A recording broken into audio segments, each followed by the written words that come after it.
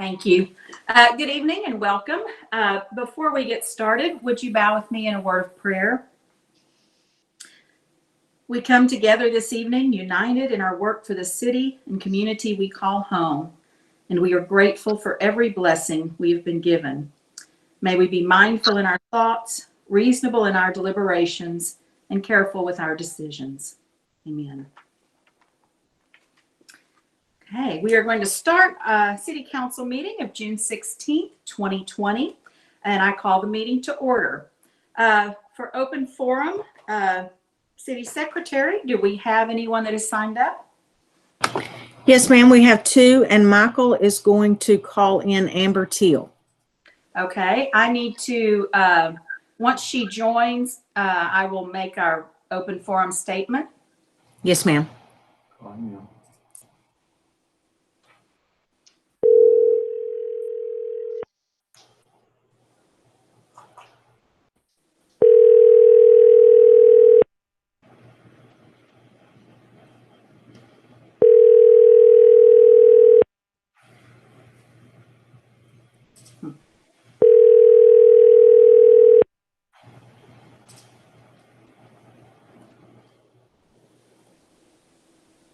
Number and a brief message. I'll get back to you as soon as possible.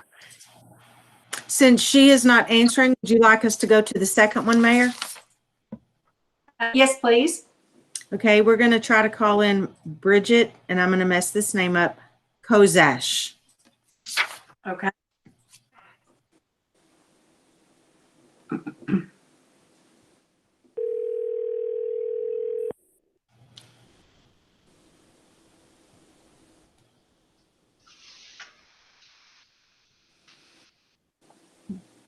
Bridget? Hi. Hey, Bridget, this is Jan with the City of Nacogdoches. Hello. Good evening, Bridget. Kozash. This is Shelley Brophy, Mayor, and we are pleased that you called in for open forum. And as a reminder, I wanted to just read this really quickly. The open forum is the public's opportunity to address council on any matter related to the city that is not on the agenda. Our rules and procedures for council meetings apply to the open forum. Your comments are limited to 3 minutes, and in accordance with the Texas Open Meetings Act, City Council cannot discuss, consider, or take action on matters not listed on the agenda. So please go right ahead. Okay. Hi. My name is Bridget Kozash. I'm calling to publicly read a letter from the Nacogdoches Accountability Coalition, which was delivered to your offices on the week of June 10th. So I'm going to go ahead and start. Mayor Brophy and City Council members, we are gravely concerned about the incidents of police violence that disproportionately harm people of color that continue to plague our nation. Unfortunately, our local community is not immune to the myriad consequences of centuries of systemic institutional racism. As an organization, we have received the Nacogdoches Police Department's annual report that is required by the Sandra Bland Act. We are concerned about the disproportionate targeting of Black persons in Nacogdoches. According to the U.S. Census, Nacogdoches is 59.2% white and 18.3% Black. When reviewing traffic stop data in the NPD annual report, Table 1 suggests that 47% of motor vehicle contacts were of white persons and 32% were of Black persons. Table 3 suggests that 24% of vehicle searches at traffic stops are of white persons and 58% of searches are Black persons. This shows substantial disparities as Black persons are almost twice as likely to be stopped adjusted for population and more than 3 times as likely to be searched adjusted for population. On page 24 of the report, there are 3 listed data audits for NPD's racial profiling data. What do these audits consist of? Who is conducting these audits? And are these audits available to the public? If we are unable to audit these reports publicly, how can we ensure that the data provided in these reports is accurate? How is the department in compliance with Section 5.02 of the Sandra Bland Act, specifically subsection 4, which requires that law enforcement provide public education relating to the department's complaint process? As community members, we have a responsibility to advocate for the vulnerable people in our community, to speak up when they are treated unjustly and or have been harmed, be it physically, emotionally, psychologically, or by our justice system, or by any aspect of our community, and to commit ourselves to taking concrete action steps to further educate ourselves and the community so that Nacogdoches could become a place where all residents feel safe and supported while here. We are especially concerned for the safety and well-being of the people of color in our community. The Nacogdoches Accountability Coalition was founded in May 2019 after the April 10th incident of police violence that took place at the Verge. We worked all last summer and fall to advocate for change in our community. We attended numerous city council meetings urging you to create a citizens review board that would ensure accountability in local policing. In November, we put forth a proposal that outlined the kind of board we are urging you to create. It is now June 2020, over a year since the creation of our organization, and we still do not have a municipal committee dedicated to this important issue. We urge you to take active and immediate steps to implement this committee. The rest of this letter contains several questions, which we believe genuinely need public answers. I look forward to your responses. Thank you for your time and have a good day. Thank you. Bridget, have a good evening. Yes, you too. Bye. Jan, let's try Amber one more time. Yes, ma'am. Thank you.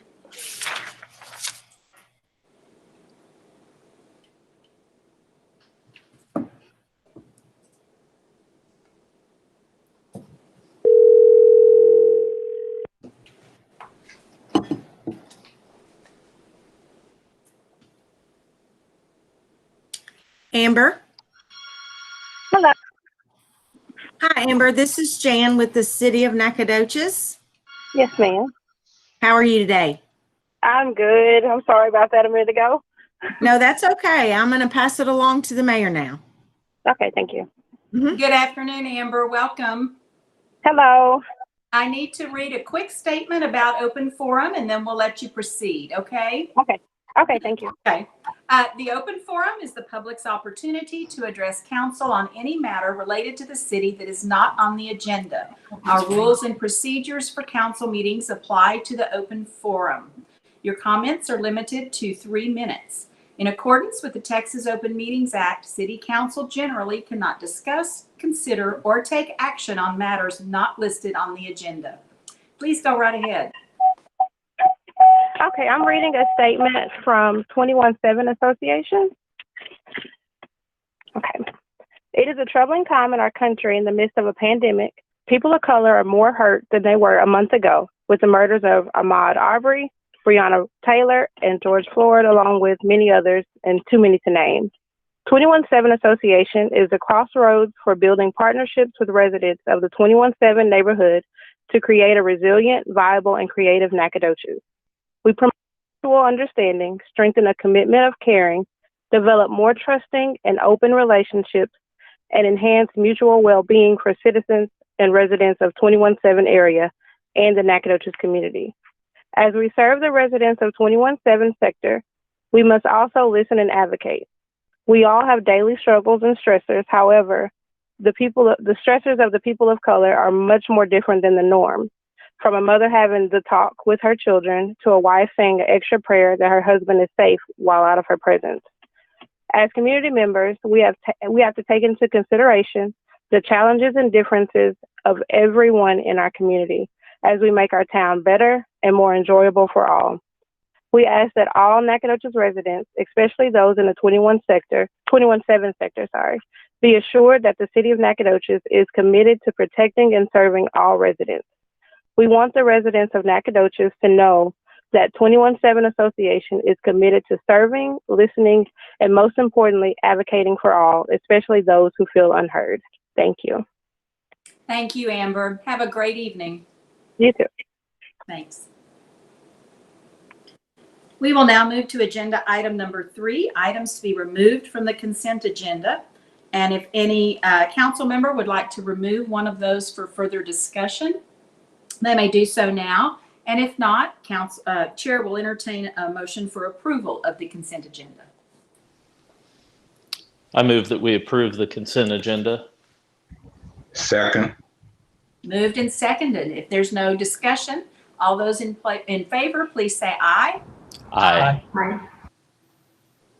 Anybody opposed? I heard 3. Motion passes. Moving to our regular agenda, number 5, we'll have the presentation of a mid-year 2019-2020 financial update. Good evening, Ms. Kerbo. Hello, Mayor. Hello, Council. Y'all bear with me. This is my first time to present something over the computer, so I'm hoping that I know what I'm doing. Give me just a second. Let's see if I can get there. See if I learned anything today. Let's see. Okay, do y'all see the first slide? Yes, ma'am. Awesome. Okay. In the AIS, I know it noted that we would be discussing your mid-year financial report as of May the 31st. I actually went through June the 10th because I wanted to pick up the sales tax, the new sales tax payment that posted on the 10th. So actually, I'm going to show y'all kind of an odd financial report because we don't usually stop it in the middle of the month, but this is a little bit of an odd time we're living in. So with that being said, this first slide is just a snapshot of our current year budget for major general fund revenues. Property taxes are sitting at 98%, which is exactly where we are normally at this point in the year. Sales taxes at 70%, which is exactly where we want to be at this point in the year. Going on down for franchise taxes, I pulled out the Encore payment from this calculation because that comes in on July 31st, and it always skews this percentage because we only see that, one-time payment. So without it, we are at 82% of all our other quarterly franchise fees, which is above where we normally are. So that's great. Court fines, unfortunately, are down significantly this year. Probably to a multitude of reasons. We, of course, we had the court was closed for time, as was City Hall to public access. Unfortunately, for the court fines, they actually have to have court in order to collect most of those. We are in the process now of doing online court, and so that we have started seeing some of those collections come back, but we are still. Oh, somebody muted. Oh, I was unmuted. I can hear her. Oh, Michael said y'all couldn't hear me. It wasn't me. Okay. So I don't know what y'all heard, but let's just see. Hold on. Let me get back to. Okay. So court fines are down. We are in the process now of doing online court hearings. And so hopefully we will see that start to uptick. Not sure that we'll recoup a lot of that loss this year. So I do foresee us coming in below average on court fines, unfortunately. All our other revenues are lower too, and the significant portion there is our recreation department. Of course, they have been shut down even longer than City Hall. And so with the absence of gymnastics classes and basketball leagues and the such, we are down significant in our revenues there. Of course, transfers are an automatically budgeted thing, and so we're right where we need to be on that. Everybody still there? Y'all still hear me? Yes, ma'am. Okay, good deal. So the next slide, actually what I did, and this is kind of something that we don't normally do for y'all in one of these mid-year reports, but I actually compared our revenues at 6/10/20 to actual where we were at 6/10/19, just to show you some percentages up and down, not necessarily to budget, but to actually what was going on in the city last year. You'll notice that property taxes are up 8%, which is a little over $700,000. That is due to the fact that you adopted a tax rate that was 8% higher than the prior year. So that's exactly where we expected to be at this point. Sales tax, on the other hand, is up almost 2%, a little over $100,000, which was a little bit of a surprise for us. The one thing that I think you noticed in the email that we sent out earlier this week, we had a significant audit collection during the month of June. And so one particular company here in town had an audit. They had a payment that they had to make to the state as a result of that audit, which increased our monthly collection by $183,000. Came at a perfect time because we, of course, were expecting double-digit decreases in sales tax due to the fact that we were shut down for the majority of the month of April, or the entire month of April. So that helped. When you exclude that audit adjustment, we were down about 12%, which is pretty much in line with what the state said, that they saw a 13% drop in sales statewide. So we were kind of where we anticipated being there. It just happened that it looks good because we had that audit adjustment. Franchise fees, as of June 10th, are down about 4%. That again, compared to last year, but we're actually where we want to be on budget, because we knew that franchise fees were going down because the legislature was passed that communication companies now, they don't have to pay a franchise fee on both if they have dual businesses. So if they have internet and phone, they choose one or the other. They don't pay the franchise on both anymore. So we had budgeted down for franchise fees. Building permit fees is another reason that overall we're actually good where we are right now. We're up 560% over last year, mainly due to a doctor's office and NISD's construction. Their permits came in through the last few months. And so we definitely have seen a big uptick in building permit fees that we had not anticipated during the budget process last year. Fines, again, we're down about $150,000 from where we were at this point last year, which is about a 30% decrease over last year. Recreation fees are down about 48%, which is an $81,000 drop in revenue. But keep in mind that those recreation fees have corresponding expenses that go with them. So when we don't have the basketball league, we lose the basketball revenue, but we also do not have the fees for the basketball uniforms. We don't have the fees for the referees. And so net, we're talking maybe $25,000 or $30,000 decrease in a net effect of recreation being closed. So for the general fund, revenues overall are pretty much where we want to be this time of year as of June the 10th. Now, of course, going forward, we'll have to see how sales tax handles for the rest of the year. But as of June the 10th, we're pretty much where we need to be on the revenue side in the general fund. On the expenditure side, we're pretty much where we need to be, even lower than expected in several areas, due to the fact that we have some unfilled positions, which we normally do, but this year we put a freeze on hiring during the COVID crisis. We also deferred a lot of our expenditures if they were not absolutely necessary.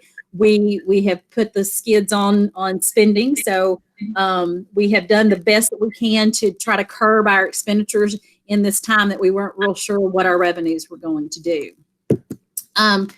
I have taken the annual sales tax numbers that you normally will see, and you'll see on this report, I've highlighted the next 3 months. And what I've done here is say, okay, for June, we had a actual decrease in actual sales tax collections for that month of 12% when you exclude that one audit adjustment that's a one-time thing. So let's just pretend that the next 3 months we see that same drop. So I said 10% decrease in sales tax over the next 3 months. How do we end the year for sales tax? And you will notice that we still are going to end the year, even if the next 3 months are at a 10% reduction, 1% over budget. And a lot of that has to do with those audit adjustments that we've had. And we've had a couple of really good months. If you'll notice back in April, we were up 15% that month. So we've had some good months this year. That in conjunction with those audit payments, hopefully will allow us to end this year at least flat, if not with a little bit of a bump.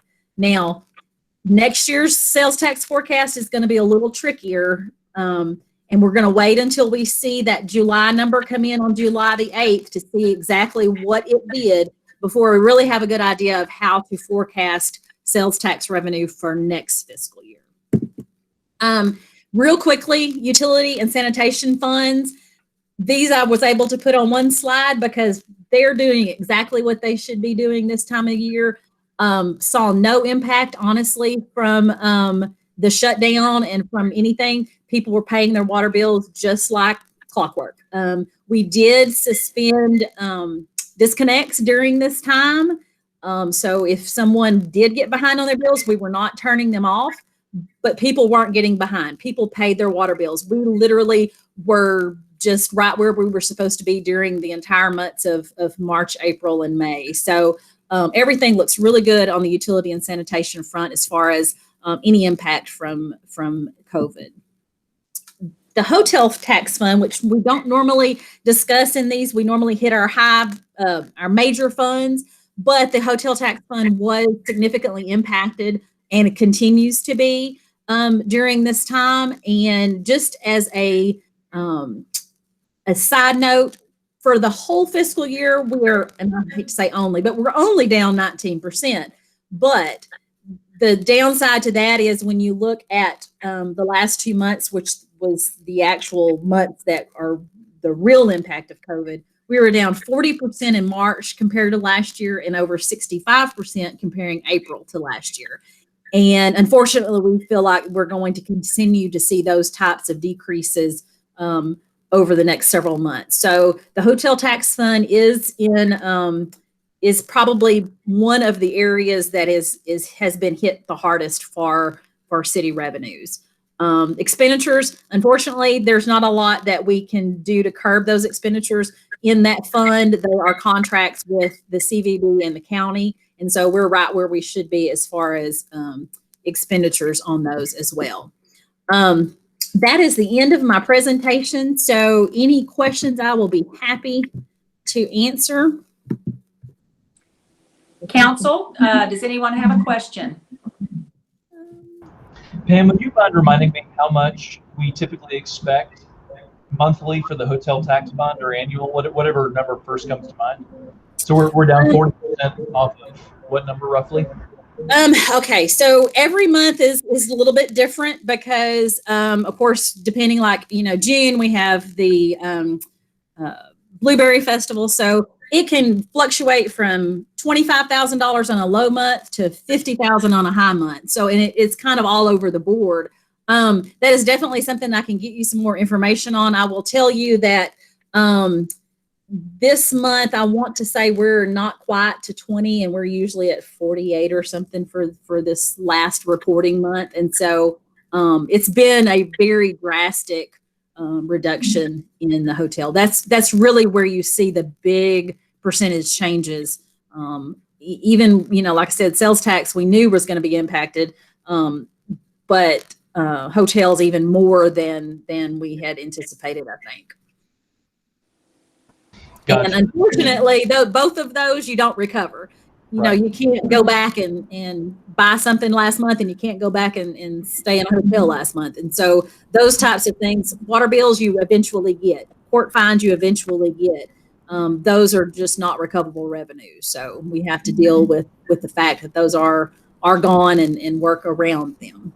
Got it. So worst case scenario, we're down 40, 50, 60%, depending on the rebound and everything else. We're down a couple $100,000 over a 12-month period. Yeah, and keep in mind that of our hotel motel tax revenue that the city gets, 72.5% of that is transferred to the CVB. That's how they operate. That's the big portion of their operating budget, is the revenue coming from our hotel motel taxes. So when we're not collecting here, we're not passing it along to the CVB. So they are having those concerns on their budget side as well. Okay, thank you. Anyone else? Pam, Yes. you mentioned deferred expenditures. What would be maybe just a couple of large expenditures that you was deferred? Well, we actually took through all of our capital equipment and our CIP projects. And Chief Stevie and I sat down with the department heads that had those items and basically said, what have we already started? Some of the projects had already been, we had contracts out, we had already started them. So we were not in a place where we could put the skids on those. But if it's something that we had not purchased, let's just say it was a I can't off the top of my head think, but let's just say we had a tractor that was budgeted for the street department. If we had not purchased it March the 16th, we chose not to make that purchase until after we see where we are. And all the departments were very understanding in the fact that they knew it was a budgeted item, but for the time being, unless it was a necessity, we've pulled back and we're trying to work through with what we've got until such time that we see our revenues start to recover. Another thing that helped is, like I said, we put a hiring freeze on. We also suspended city travel for a number of reasons. One, to save money. Two, because we were trying to be proactive and not putting our people in harm's way and where they can contract the virus. But that was a considerable savings as well. So we did what we could to try to curb as many expenditures as we can. A lot of our expenditures, though, are ongoing. It's personnel cost, it's maintenance contracts that we're required to continue to pay. So we did the best we could with the things that were that could be deferred. All you have to do was stop paying the city secretary that. No, that's the $100,000 a year, and we're gonna be clear. I'm sure she would love it. She might move in with me, though. Thank you. That's ma'am. correct. Okay, does anyone else have any other questions? Just thank you for all your work keeping us afloat. I cannot imagine what a financial curveball this It's interesting. yeah. So thank you for keeping our head above water. Thank you. It's definitely not something that when I was at SFA 20 years ago, thinking I would ever learn and need to know. But gosh, if things don't just throw a curveball at you, and yeah, it's been interesting. Okay, thank you very much. Thank you. Appreciate it. We will move on to agenda item number 6. Consider appointment of 4 city council members to the Deep East Texas Council of Governments Board of Directors.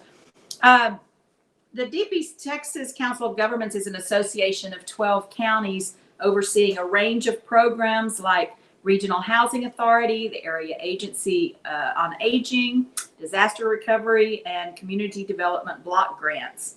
The city of Nacogdoches has 4 seats on the board, and they serve for a 1-year term. I would like to nominate Roy Bolden, Garth Hens, Jay Anderson, and Amelia Fisher as incoming board members. And I would need a second, please. I second. Okay, moved and seconded. If no discussion, would everyone in the affirm please say aye? Aye. Aye. Hey, and I would like to say one thing else about DEDCOG is they've been given a grant from the Hall Foundation to put out information, the importance of census. So we need to take notice about census. That was my plug for census, by the way. Okay, thank you very much. So the motion passed on agenda item number 6. Number 7, consider appointment of Mayor Pro Tem and Vice Mayor Pro Tem. Again, I guess I'll briefly explain that the Mayor Pro Tem serves at the absence of the mayor, and that's according to our city charter, and they are to be reappointed annually. And so the Vice Mayor Pro Tem serves when the chairman and the Mayor Pro Tem are unavailable. I would like to nominate Roy Bolden as Mayor Pro Tem and continue with Garth Hens as Vice Mayor Pro Tem. And I would need a second for that, please. I'll second that. Okay, moved and seconded. If no further discussion or any discussion, all those in favor, please say aye. Aye. Aye. Any opposed? Okay, motion passes. We have agenda item number 8, discuss and possibly take action concerning a transition from city council meetings held via video conference to traditional in-person or hybrid city council meetings. We had spoken about this briefly at our last meeting and what our options were. And one of the things that we had talked about with the hybrid model, and I'm going to let Michael explain a little bit about how that would work. So Michael, would you like to go ahead and explain that to us? Yes, ma'am. Good evening, Council. Michael Donnell, your IT manager. So after our last meeting, we got with a company that we used out of the Dallas-Fort Worth area called Visionality. They designed our current sound system upgrade that we have at the end of last year, and got a price quote. And they actually told me that there was a lot of interest in this right now. So they were fully prepared to give us a design change, and $5,000 would be parts and labor to come down.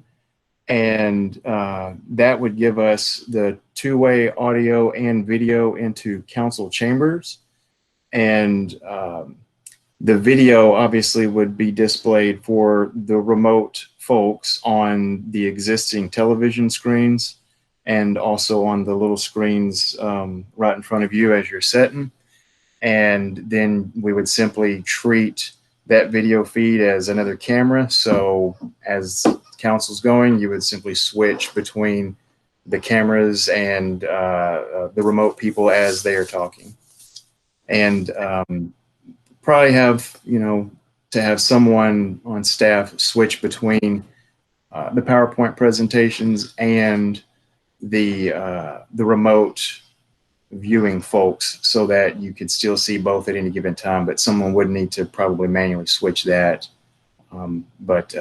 Yeah, so $5,000 roughly would be what gets us there. And one of the conversations you and I had when we were talking about maybe if we tabled this again, or we didn't feel as a council as a whole we were quite ready, talk about the time frame involved with this that might. Yes, ma'am. The Visionality folks, the Visionality folks, they work very heavily with school districts, and they didn't tell me specifically, but I suspect that in a COVID fall school semester coming up, they might be a little busy working on some of their Dallas area clients. So I can't make any promises as to how quickly we could get this done, but as long as we get on their schedule, we're looking at probably a one afternoon setup and installation. They're coming down from Dallas, so it's a pretty short hop for them to get here. If we have anything that gets in our way, it's going to be waiting on parts to ship to us in our current environment. Okay, thank you very much. I appreciate it. I would like now to, first of all, does anyone have a question for Michael about the technical parts of this before we start discussing? Yeah, Michael, how many participants for one event? Currently, with our Google Suite that we have, and because of some COVID things they've put in place, we could do 250 live participants. So that's going to be folks who are in the meeting interacting, and you get their audio and their video. Okay. And because of the way we stream to the internet, the view only portion is virtually unlimited. Okay. Thank you. Yes, sir. Any other questions for Michael right now? Amelia? Yeah, thank you. Michael, you said 250 people coming in remotely, right? That would be, yes, ma'am. That would be participants. So if we expected someone to come in and be visible or hear their audio, so this would include phone calls, we're limited at hard 250 participants, but the folks who can just participate as view only, just go to our website to the council video section, and they can watch that live. And how is that different from what we're doing now? Oh, is it different from what we're doing now? Yeah, so like in terms of the people who are limited to call in or participate in some way through the Google thing that we're doing. Right. The only, I don't expect that we'll ever have a challenge with that. I will guess I should throw out there that if we are asking folks to call in, We will have to publish a 1-800 number. I've done some research, and you can find some pretty simple things on the internet to facilitate call queuing and a forward-facing 800 number. So that's really not too big of a deal. But we would have to accept incoming phone calls, put them into the meeting, and then in a round-robin fashion go through folks as they need to talk about agenda items. So we would be able to handle that through another piece of online software, but the cost of that was very negligible. We're looking at like $20 a month only for the duration of continuing forward with that. But I don't suspect that we would hit any kind of, I don't think we would hit any kind of limitations with how many people can participate. That's 250 is going to be a lot of folks. Mm-hmm. And you mean 250, and I'm sorry, I am not a but so you mean 250 people participating remotely if we go through, okay. And right now, how many people can participate remotely in this meeting? 250. That doesn't. I'm sorry, I've got a feedback there. But basically, what the hardware does is it gives us the ability to bridge the internet, audio and video into our audio video system and chambers, so that as you're sitting in your seat, you will be able to hear through the loudspeakers the people talking. If they will hear you through the in-chamber microphones. So there will be that. This just facilitates a two-way communication. Right now, even though we're broadcasting to the television, we're just essentially what we're doing is we're taking the PowerPoint PC, since it's already feeding a video signal, and we're just putting Google Meet on that and piping that straight into the video system, and then it just encodes it, puts it on the internet like nothing's changed. This particular piece just gets us two-way audio video in chamber so that council can see and interact with each other in real time. That makes sense. Thank you. Okay, thank you. Hey, Michael, just one other quick question. I looked down at my paper here. Yes, sir. It was a $5,000 setup fee, one-time setup fee. Yes, sir. And approximately maybe $20 a month with 800 number. Is there a renewal fee, a yearly renewal fee? Yes, sir. I don't have that exactly, but I suspect it will put maybe in the neighborhood of $50 to $100 per year on our existing maintenance contract. So as the new equipment's in the cabinet, it will just get added to the existing equipment, so that if something goes wrong with it, our vendor orders parts, ships it down, installs it, and just handles it. But you are correct, sir. There could be some extra maintenance involved, but they did not actually specify exactly what, but I can't imagine it would cost very much at all. Okay. All right. Thank you. Yes, sir. Michael, would you mind speaking to the competency required to get that going in the actual meeting room? So if we were going to have, like, could I do it as an example? If they were having like a P&Z meeting or something else, does that require that you or somebody pretty sophisticated is there to facilitate that, or is it a pretty easy deal?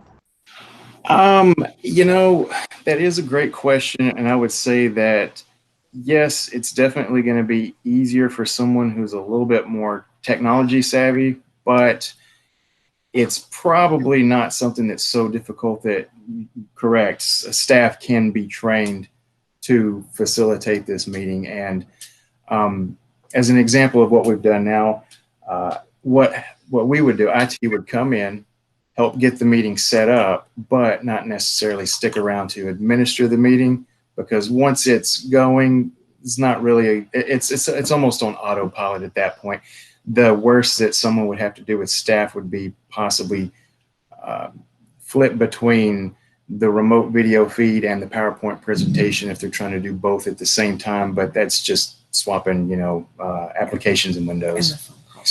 Now, if people are calling in, that would probably require some staff member who logs into the web interface, watches the phone queue fill up, and then forwards those phone calls into the Google Meet. So It does add a little bit more burden on there, but I think it's more of just more steps involved. It's not going to be technically challenging, just more involvement with more wheels, more cogs spinning.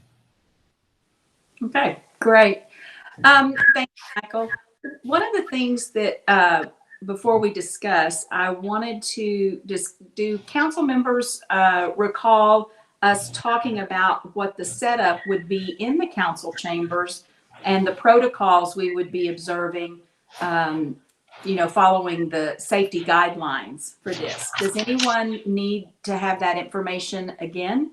Please, Mayor, could you remind us? Okay, well then I will probably let either Chief Seavey or Jan go over that. Chief, are you there? Yes, ma'am. Okay, would you mind going over the what would transpire in the chambers during a council meeting, how that would work? Yeah. Are you talking about if we meet in person again? Well, okay, first of all, I cannot see your face. I don't know if I'm the only one. Jan, can you see his face? Yes, ma'am. Oh, well, that's interesting. Okay. Well, then let's go ahead. Chief, we were talking about for a regular city council meeting, how that would work, how the seating on the, of the council members and of the public and what all would transpire. Well, we've been in the council chambers and we took some measurements, took a look at the shape of the room. And what we thought would be the best solution is to put 4 of the council up behind the desk where you usually sit, and then pull 1 down where either Jan or Jeff would sit, and then spread out Jeff and Jan so that Jan will be able to work her recording equipment, and Jeff would move over to where the city manager and IT person normally sit. Then we would take out every other row of seating and separate the chairs in the leftover rows by 6 feet.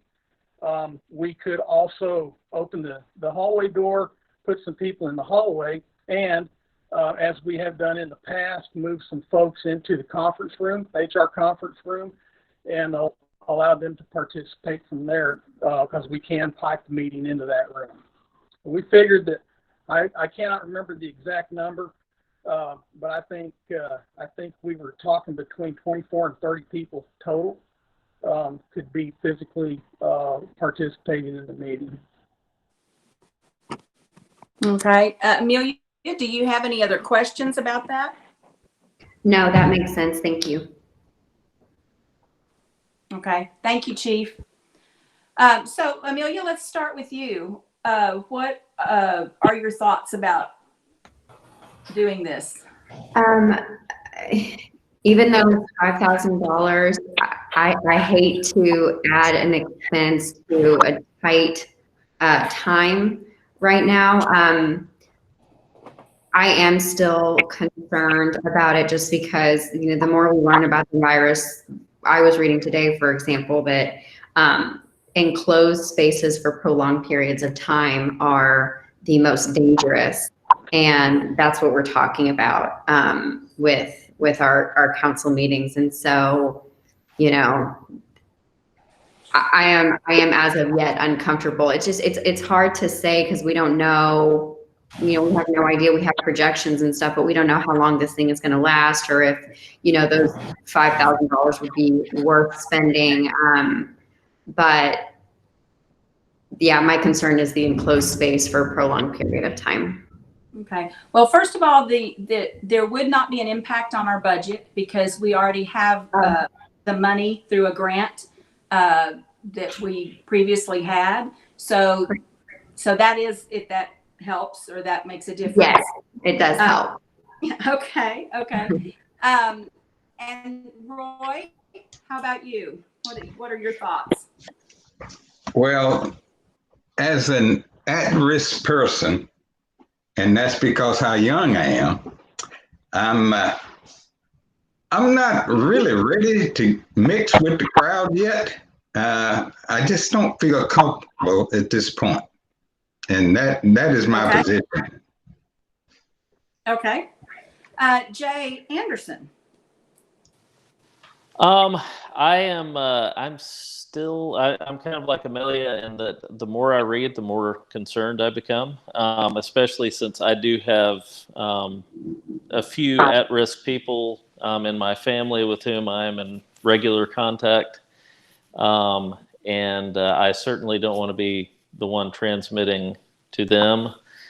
And if we do have the money already available in the grant, then I would certainly be in favor of the hybrid option, so that, if we can't require people, I know legally, to wear masks in chambers there.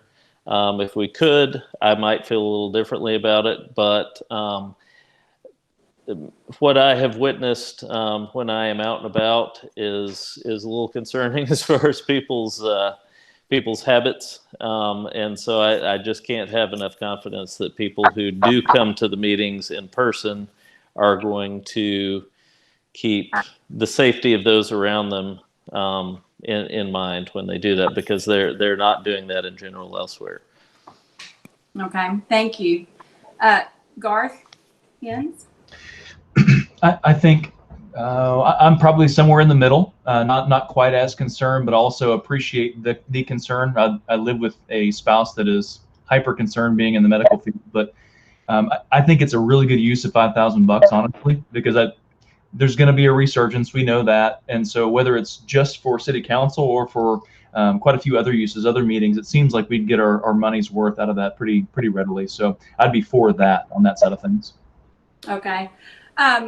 My thoughts are, now I wear a mask when I'm in public, and I practice everything, and I'm very vigilant about it, want to set a good example. And if I happen to have something, I certainly don't want to give it to someone else. However, what bothers me right now is that we're going on a lot longer without our citizens being able to really engage in an easy way. And so what I would like to propose is that one or two of us show up at the council chambers, and we do it that way. And whoever is not comfortable, with no pressure at all, continues remotely.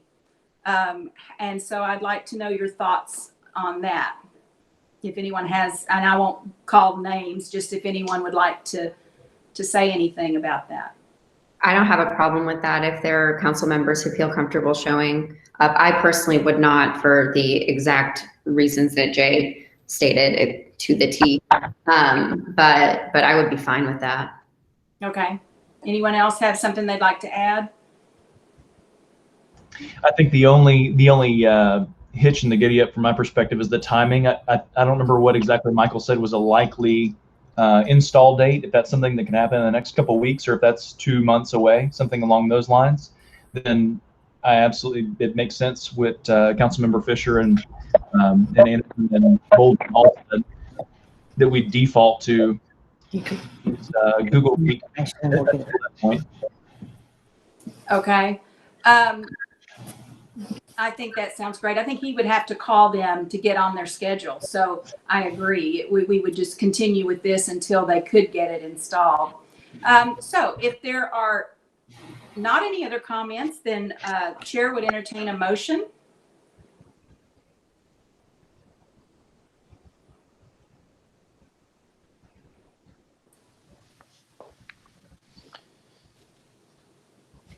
I'm not exactly sure how to word the motion, but I would move that we move forward with the hybrid meeting system that will allow both remote and in-person participation, and that we aim towards having at least one or two council members in person in the meetings as people are comfortable doing so.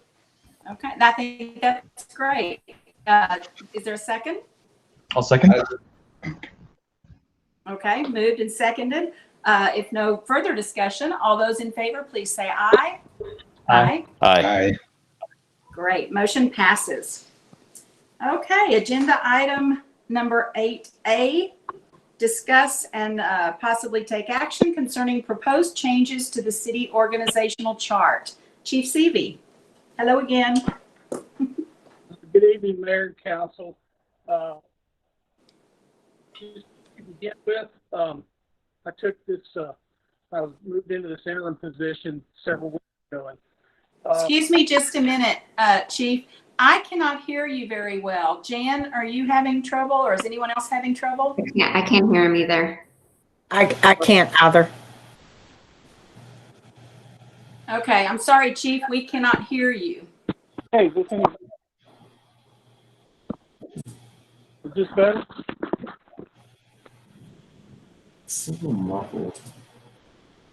Hey, Chief, this is Larissa. You're welcome to run down to my office and use my laptop if you want. Chief, you're still cutting in and out. Okay. Let me run downstairs real quick. Thank Okay. you. Go right ahead.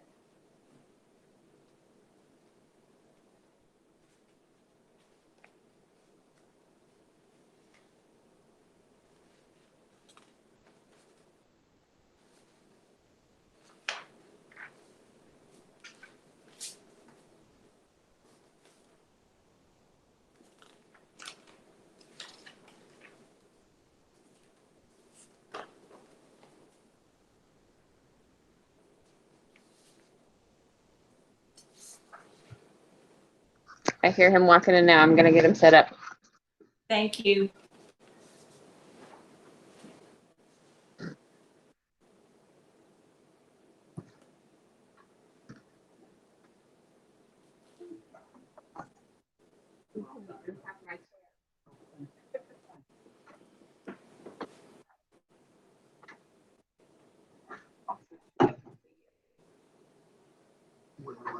You are that kind.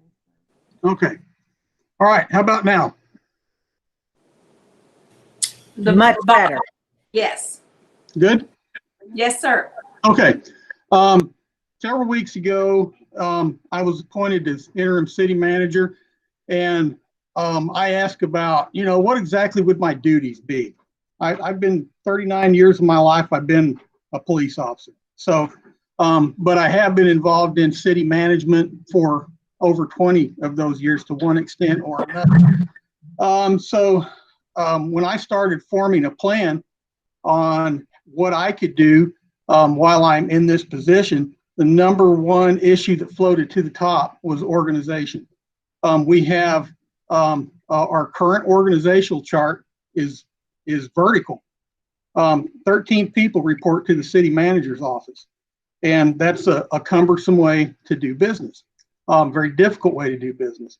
So I began looking at the organization as a whole and how we could get information to flow a little more smoothly, how we could get work done a little more quickly and be more responsive, both internally to the city employees and externally to the community. We were having weekly meetings with staff members, up to 13, 14, 15 people in the meeting at a time. And in all honesty, it didn't work very well. You had 13, 14 voices to try to discern what the message is from all these folks. So it became apparent fairly quickly that this was a difficult situation to work in. So a group, including Nedco, Larissa, and city engineer, Parks and Rec, police, fire, a group of us got together and we started meeting once a week. We went over our current structure. We went over our department structure, management structure beneath that, and we came up with a model. It took several weeks and a lot of tries, and the proposed structure, the organizational chart, marked June 2020, came out as a result of that. It was that final structure is probably less than 2 weeks old. It went through a lot of changes. And one of the things that we did in creating that structure was let's try to group up similar activities under common supervision. So you've got things with dealing with finance, payroll, things like that, purchasing under finance, under Pam Kerbo, and you have other functions that are similarly associated, such as under Brian Brake, Parks and Rec, and so we try to group similar functions together. When we came up with this structure, we were all in agreement that it's a smoother way, a better, more efficient way of doing business. So the June 2020 organizational structure that you see is what we came up with. June, we decided would be a month that we could kind of look at the structure, work within it. I call it a transitional month. And then if everyone is in agreement and things are looking good, we would want to put this into place July 1st. There are about 3 areas that I think kind of stick out. One is we've moved Main Street over to historic sites. Main Street is an overlay. It has you can't separate the two. Main Street functions from historic sites. They are married in a practical way. So I think that was a good move. We moved the PIO over to Parks and Rec and changed that to more of a community liaison position where our PIO would still function as a PIO, but would also be a liaison to the community. So if someone within our community had a problem, a question, an issue, something they needed more information on, if they needed to complain on someone or some function or a commendation, then that would be handled through that office. And we would also produce educational videos that would go out to the public on a frequent basis about various issues on how to obtain all kinds of information, maybe something on permits, maybe vendors, door-to-door vendors, whatever happens to be the hot point issue of the day. We would generate a video and put it out through all of our social media sites as well as to the media, the local media. And then last, the development office, we examined that and wanted to move development into finance as a grants position. So in the past, in my 14 years at least, we have never had a single person responsible just for pursuing grants. And we, as I checked with Pam in finance, we generate a lot more revenue through pursuing grants than we do through donations, non-governmental organizations and such as that. But we've never had one single person who was responsible for generating the grant, doing the research on it, writing it, reporting on it, and finally closing it out. We've never had that function. I think was a consensus in the room, was that I think we can do much more work and generate much more revenue by putting someone solely, their sole focus would be for grants. And so we moved the development over to finance, and the primary function would be grants. That doesn't mean that they could not interact with foundations and other types of giving, but the primary focus would be grants, which is where we've always had a great deal of success. That is essentially a summary of what we're trying to accomplish. And if you have questions or comments, I'd be happy to answer those. Okay, before you do that, I would, well, first of all, thank you for that. But before we get to questions, I would like to ask Mr. Davis, if you would give us a brief, little chat about how we can go about asking questions that are sensitive to employees.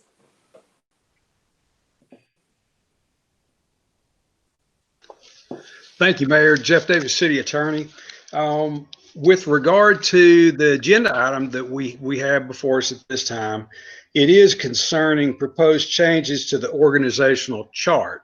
Naturally, as Chief Seavey just gave some explanation as to why certain departments or areas of concentration are being put under different sections or sectors of our organizational chart, that's certainly acceptable to visit about. As far as the actual job duties of individuals, I don't think that we have that style on our agenda for today's meeting to go into those matters. But the overall organizational chart and where departments or where offices fall within that, I think would be appropriate for discussion. Great. Thank you so much. Okay, so council, if you have any questions for Chief Seavey or for Mr. Davis, we can listen to those now.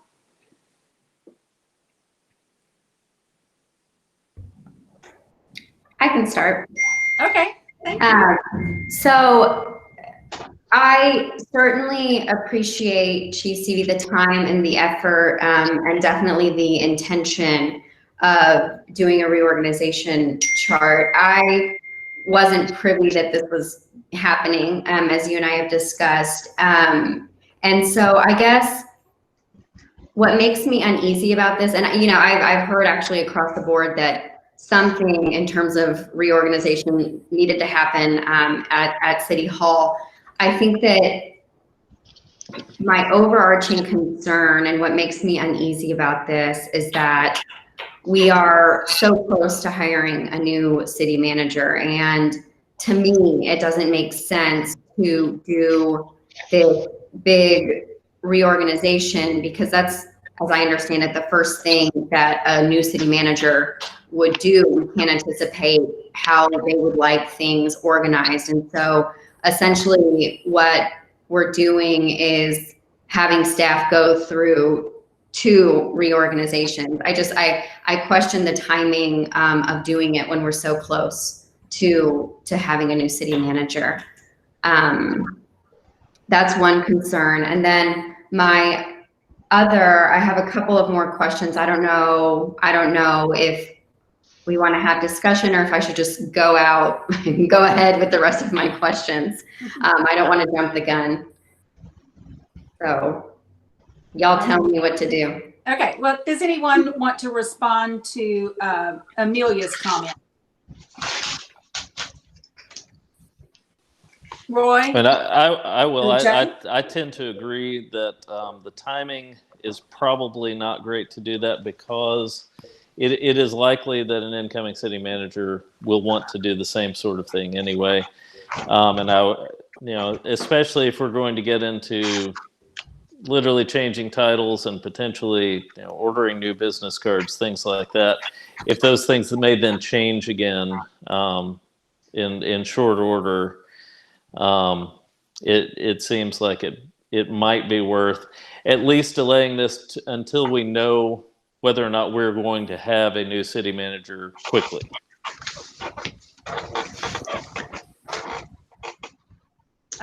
Garth? Oh, did you call my name, Mayor? I did, but you didn't answer, so I'm passing you up. I'll come back to you. Okay, you know how it is to get to the mute button. I had called on Garth, and then we'll come right back to you, Roy. I think what Chief Seavey did is beautiful. I think that's an area that I had really struggled with understanding and having a good handle on what our org chart looked like. And I don't know that there was a really good handle. I had a conversation with Rod Hogan about that when he stepped in, and there was a substantial amount of confusion that he had even just trying to sketch it out.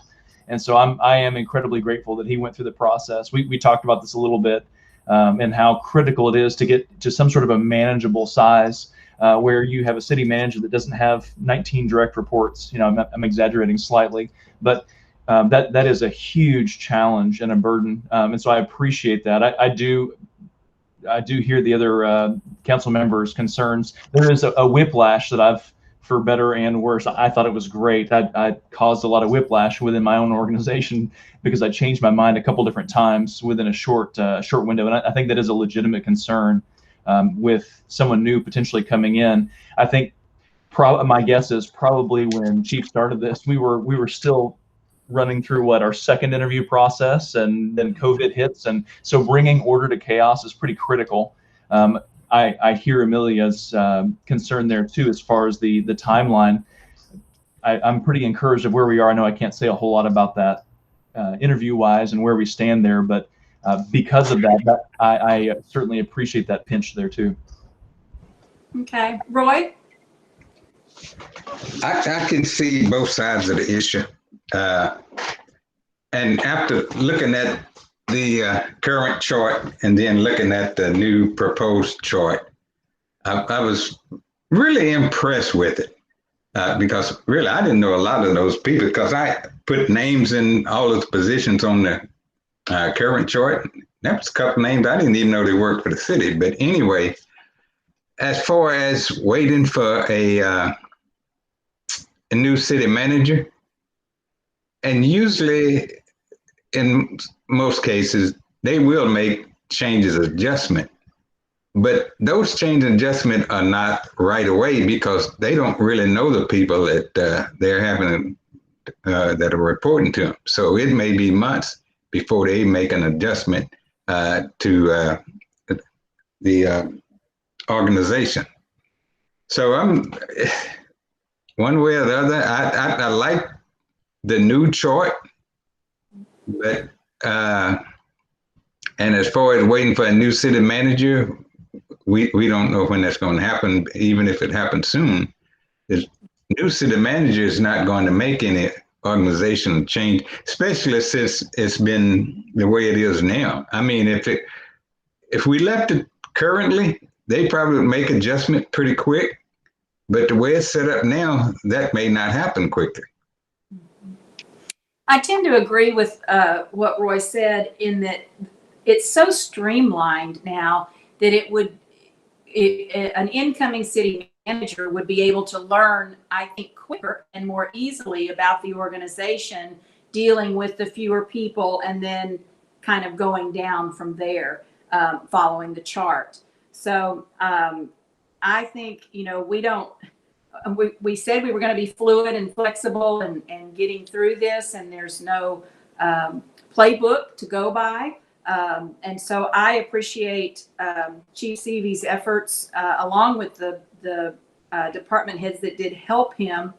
And so I have no problem with it. If I could just address some of the concerns very briefly. More than one person has said chaos, and it was chaotic. So we've got a pandemic going. We've got civil unrest going, and we have the absence of a long tenured city manager, and there was instability within the city structure. So Rod Hogan came in, and his first priority was also organization. I spoke to him at length about that, as did several people within the organization. I agree with him. I think that was the number one issue. My first and foremost goal for this reorganization was not just to make things smoother, more streamlined, accountability, responsibility comes along with that. In a few cases, we had one person reporting to two different managers. So you had to go one place for one answer, one place for another. It was confusing at best. We were doing the best that we could under that structure. So my biggest goal was I'm very well aware that we're going to have a new city manager walk in. I think that my job in the brief time that I'm here would be to create an organization that a new city manager could come in and work with immediately under the the vertical plan that you see where 13 people are direct reports, I think that would be overwhelming to begin with. And, you know, I fully expect that a new city manager would come in and eventually make some changes. But to come into that vertical structure, you're going to have to come in and make huge drastic changes, I think, under the new structure that we are suggesting. And when I say we, I want you to know that the folks that were in that room designing this structure, we reached consensus all across the board. And we all believe that this was a better way to do business. So that the new city manager comes in and we'll have a very functional staff that he can meet with. Instead of having 13 or 14 people in the room, you'll have 5 or 6. I think it's a good cross section of the city government. So my goal was to hand over a stable, smooth flowing, well thought out plan. And I think that would ease the transition when this new person comes into office. And I think that you would have a stable executive staff that the new city manager could rely on. And we all agreed that was what we wanted to try to do. So that's the goal. It's pretty simple and straightforward in that regard. And so that's what I'm asking for is support to make this work and make it go forward. Thank you. Any other comments? Yes. Chief, when you say we were all in agreement, who do you mean the people who ended up being the department directors, the ones that the 5 or 6 left standing? Yes. And then my other question to you now, I know, Mr. Davis, you said that we can't talk about job duties. Since you brought it up, Chief Seavey, and if I'm not allowed to talk about this, I am going to want to talk about this at some point, and so we'll need to figure out how to do that. But when I compared the old organizational chart with the new one, I see that first, I know that you said that the development office went under internal services. It's not there, and I don't know if it was inadvertent, but it's not the development department is not anywhere to be found in the new outline. But my main concern, I'm gonna assume that it was inadvertently left out of that part under internal services. But my main concern is that was a department and a position approved by city council. And so changing it into a primarily grants focused position doesn't seem, while reorganization does seem to be under the authority, it is under the authority of the city manager, it seems to me like changing a position that city council approved is not. And I'm not saying that it cannot change. I'm just saying it seems to me that if it's going to change in that way, that would require city council discussion and action instead of a unilateral decision. The development office was moved to internal services as a grant coordinator. The functions of development in that individual could still work with foundations and other giving would still be present. However, the main focus would be on grants and aggressively researching grants, coordinating, developing, reporting, and closing out. So that's where the development office went through. As far as what kind of action does it take, who is required to sign off on this, I would have to defer that to our city attorney.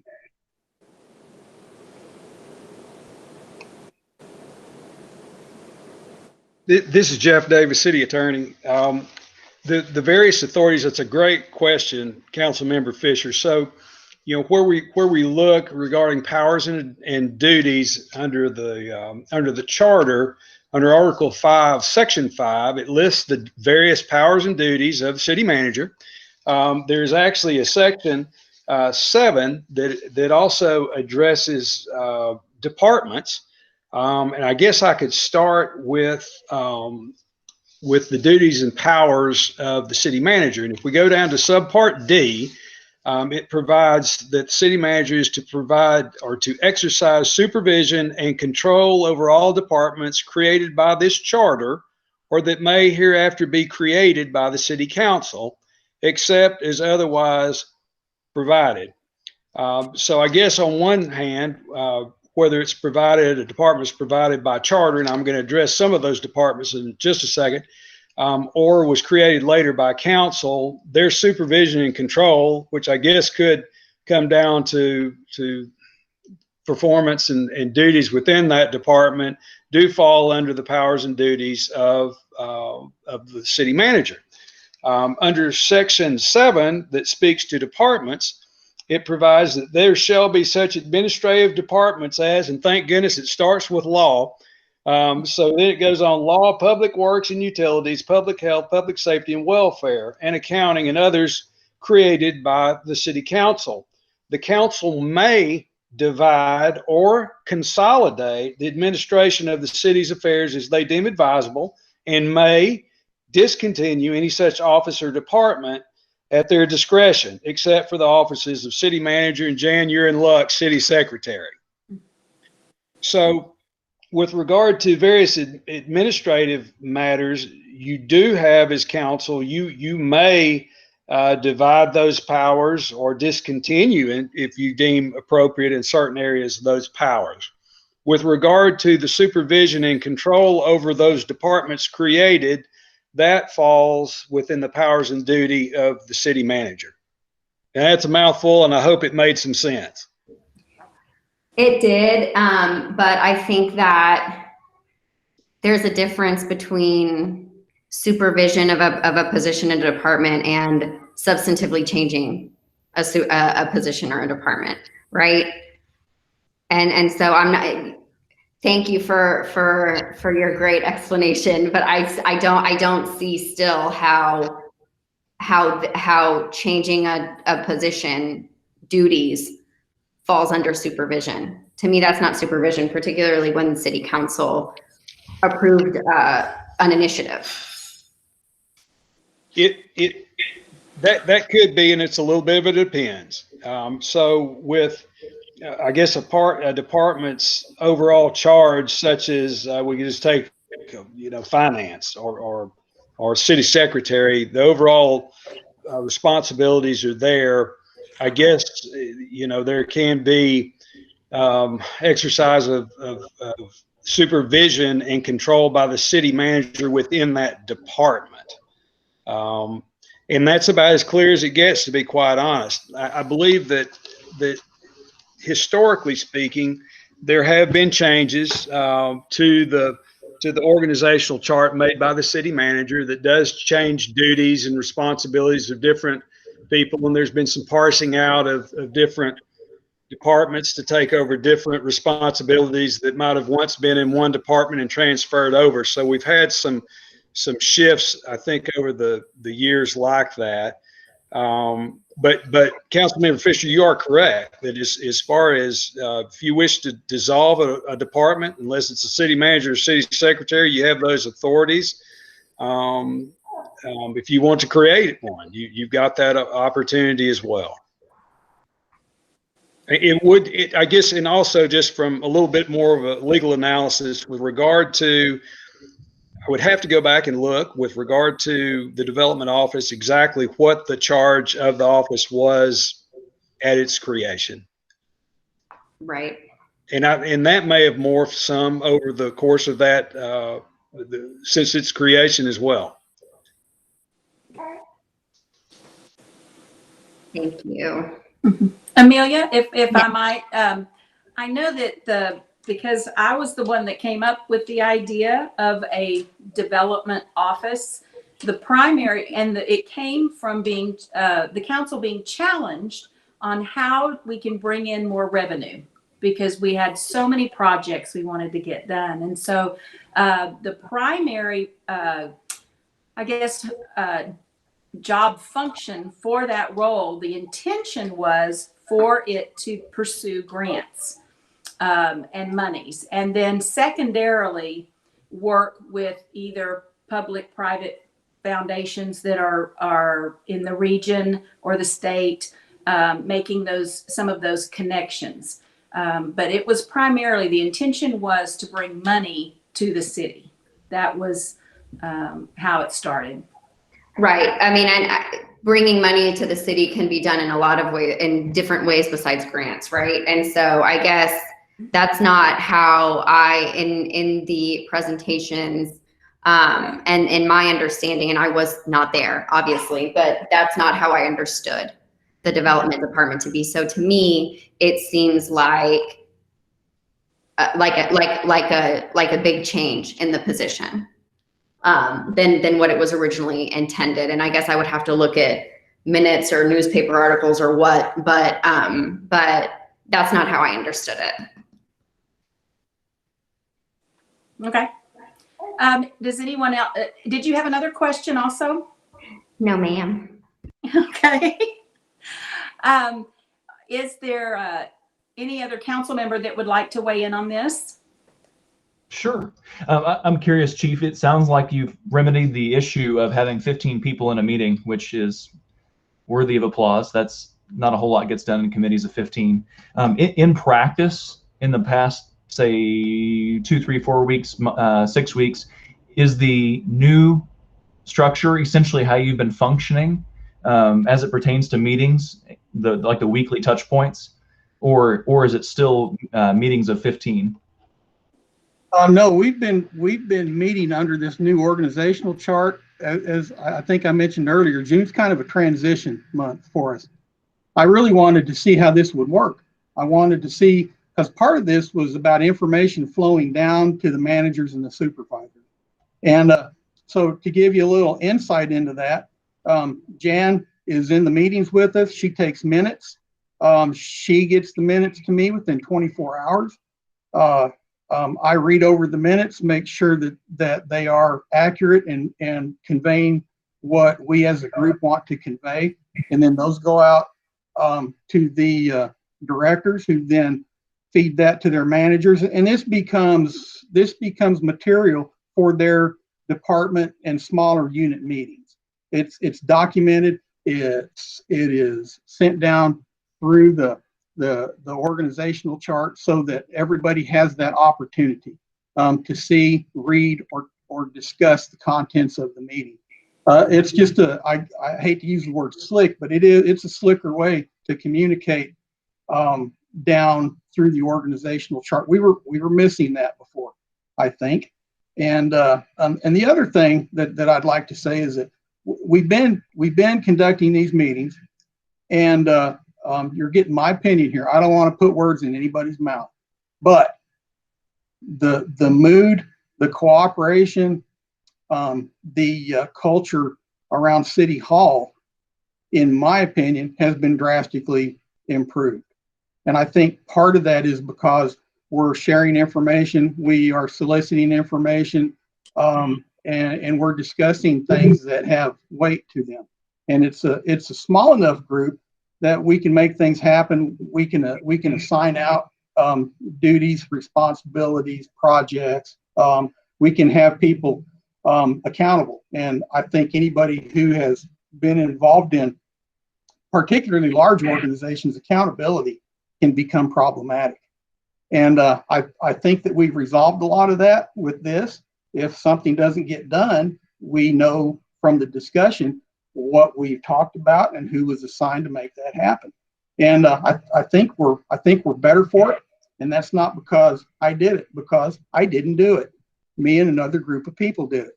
And we surprisingly enough, it wasn't a battle. It was a group effort that resulted, I think, in a fine product. So I put a date of July 1st on this to make this transition. And we have been meeting in this manner now for probably about 4 or 5 weeks, I think. And I might be a week off or so, but not much. So to bring it up in June, to bring this before the council in June was my effort to say, we've done the hard work. This is an extraordinarily difficult project because it involves change. And anytime you involve change, people get nervous. And I think that we've done some hard work. I think that a lot of people have had to rethink their jobs. And we have a very high degree of acceptance from this plan, I believe. And there's been plenty of opportunity for feedback and discussion. And I think this is a big step forward. With that said, I delayed trying to enact anything until July because I need your support. I need you to say that this is okay and that this is worth a try. And I think that the new city manager coming in, I hope we'll see that this is a really, really good, solid structure. And I think it will give them a head start towards building the organization that they want to build. I just really want to hand over a solid structure to that new person. So I'm asking for support, agreement. At least don't yell at me. Whatever you think. But I want you to know that half a dozen people worked very hard to get to this point, and I think that it came from the heart. No power struggles, no name calling, and a lot of agreement. And some people agreed happily to take on a little bit of additional responsibility. I'd be honest with you, I was surprised with that, but it happened, and I'm very pleased with the teamwork that occurred to bring this about. And we did it in, I think, a fairly short period of time, but we worked really hard on it, spent a lot of time with it. And with that, I should probably just shut up and let y'all talk about it, or whatever. The only yelling for phrases on the streamlining, I completely agree with that. I think the flow of information is super critical. I think you hit the nail on the head there. And I have candidly have a substantial lack of experience as it pertains to city structure, so I can't speak into this like I would try to in a little bit smaller, more nimble private organization, I suppose. It does look like a fine product to me, and I agree. I think it would be helpful for a new city manager to step into something with some clarity to know who does what exactly. I think where I feel the pinch of both council members Anderson and Fisher, I also feel that a little bit in that if we're already functioning that way in practice, that's a good thing. I think we continue doing that. And what I would propose is that we consider kicking the can down the road instead of July 1st, some reasonable time, whether it's the next meeting, like a month from now or whatever, before we brand it official, so that we can decide if we don't have someone out of our finalists or semifinalists or whatever we're officially calling the folks that we're interviewing. If they don't move forward, then it does make sense to go ahead and begin to make some changes, because we're months and months and months away then, unfortunately. But if we do have someone that's selected within the next couple weeks, that we save ourselves some of that whiplash and some of the changes that they potentially would put in place. And I absolutely hear what Mr. Bolden was saying as well. That makes sense. They're not going to necessarily jump in and make changes week one or day one. That would be a terrible decision. I've tried that too. It doesn't work very well, so I wouldn't encourage that. But that would be my encouragement, just for us to look at that and set some sort of a middle ground timeline until we know, do we have one of these candidates that we're looking at where we're gonna have a decision in a really short term? And if not, then I absolutely understand, and I think it is a fine piece of work.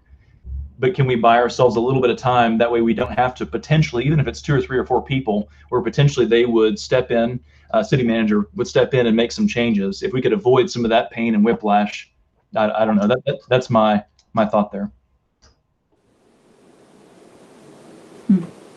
Okay. Anyone else have any comment? Sorry. No, go ahead. I was just going to say I could get on board. I think that what Garth said is reasonable, and I do very much appreciate the hard work that went into this. My main concern is the timing, and Garth's proposal seems to address that to me in a reasonable way. Okay. Roy, or Jay, do you have anything you want to add? Well, no, I go ahead, Roy. It seemed like that the product is already in place And it doesn't seem to be any concern issues from the ones the 8 that did not make the final 5 list.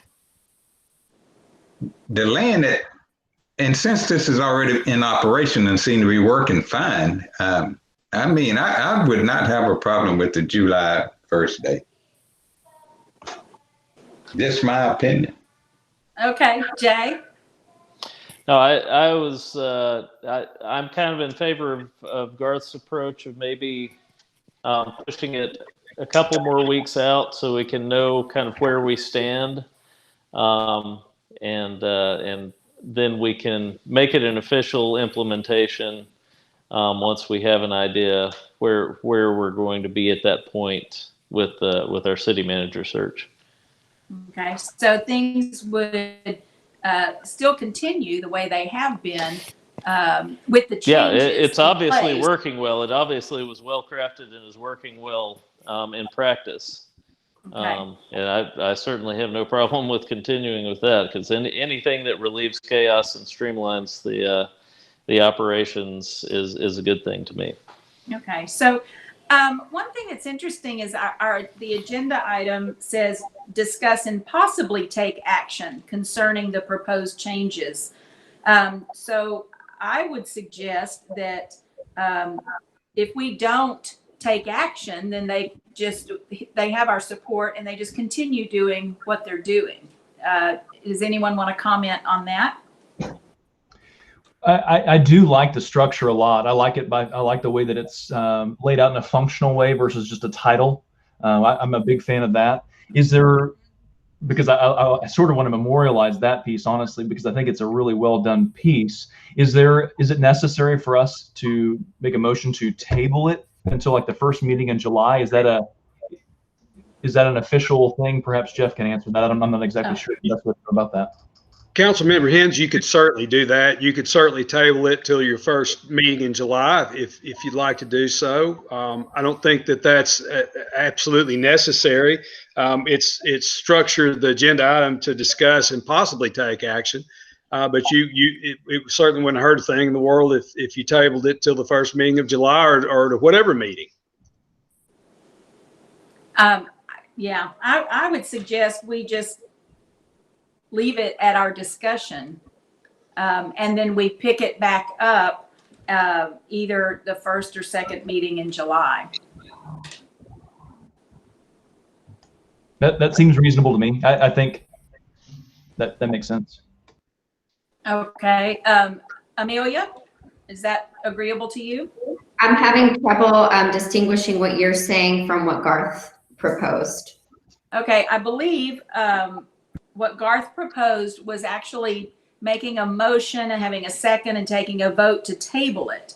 What I'm proposing is, because the agenda item says just discuss and possibly take action, that we've had a discussion and we don't need to do anything.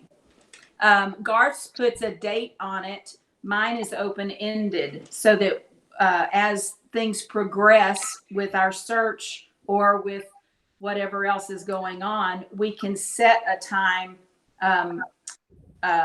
when we put out the next agenda or the one following. Does that make sense to you, Amelia? Was that clear?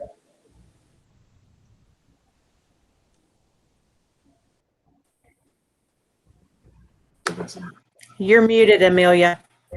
Thanks. I pulled Mr. Bolden. The baby's really trying to participate in this meeting, so I'm keeping it as muted as possible. All right. Yeah, I mean, what you're saying then, Mayor, is that we just wait. We wait to see how things go, and then once we have a clear picture of when a city manager's coming in, then we put it back on the agenda for possible action. Yes, Okay. that's what I was saying. Okay. Jay, are you okay with that?